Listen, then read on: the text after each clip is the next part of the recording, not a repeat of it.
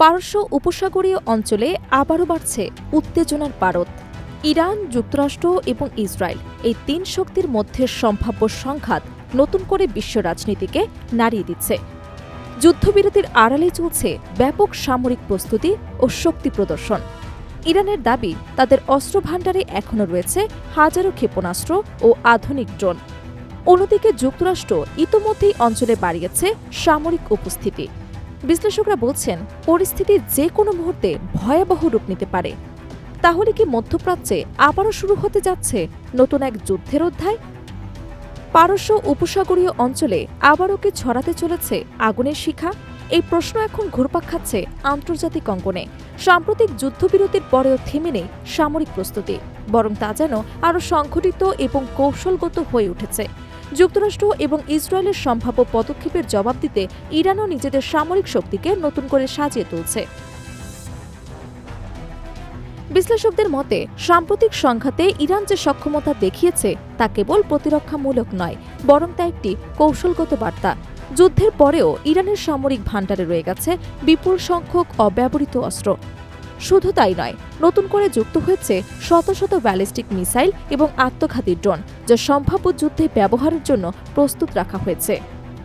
এদিকে যুক্তরাষ্ট্র বসে নেই। পারস্য উপসাগরে মার্কিন কেন্দ্রীয় কমান্ড ইতোমধ্যেই ৩টি বিমানবাহী রণতরী মোতায়েন করেছে। অনেকের মতে এটি কেবল প্রতিরক্ষা নয়, বরং চাপ সৃষ্টির কৌশল মাত্র। বিশেষজ্ঞরা বলছেন, এই সামরিক উপস্থিতির মাধ্যমে ইরানকে পারমাণবিক এবং ক্ষেপণাস্ত্র ইস্যুতে আলোচনার টেবিলে আনতে চায় ওয়াশিংটন। তবে প্রশ্ন থেকে যায়, ইরান কি সেই চাপের কাছে নতি স্বীকার করবে? তেহরানের অবস্থান কিন্তু এখনও দৃঢ়। দেশটির ক্ষমতাসীন মহল বারবার জানিয়ে দিচ্ছে, কোনো ধরনের চাপের মুখে তারা পিছু হটবে না। ইরানের প্রভাবশালী সামরিক বাহিনী আইআরজিসি ইতোমধ্যে স্পষ্ট ভাষায় জানিয়েছে, তারা শতভাগ প্রস্তুত। তাদের ভাষায়, আমাদের আঙুল অস্ত্রের ট্রিগারে রয়েছে।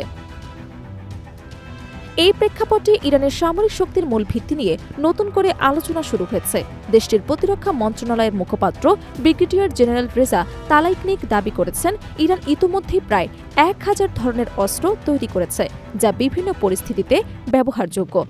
গত ২৫ বছর ধরে ধারাবাহিকভাবে সাম্প্রতিক সক্ষমতা বাড়ানোর এই প্রচেষ্টায় যুক্ত রয়েছে প্রায় ৯,০০০ কোম্পানি।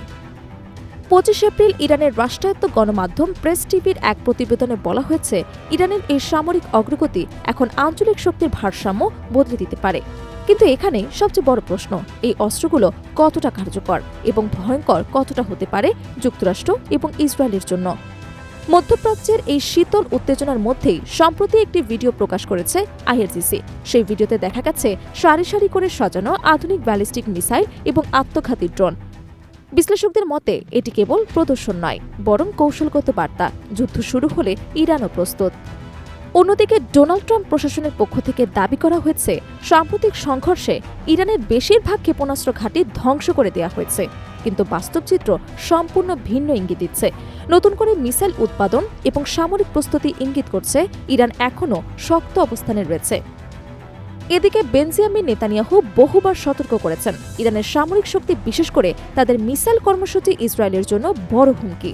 তবে আন্তর্জাতিক মহলের একাংশ মনে করছে, এই বক্তব্যের পেছনে রাজনৈতিক কৌশলও থাকতে পারে। এই উত্তেজনার আরেকটি গুরুত্বপূর্ণ দিক হল চীনের সম্ভাব্য ভূমিকা।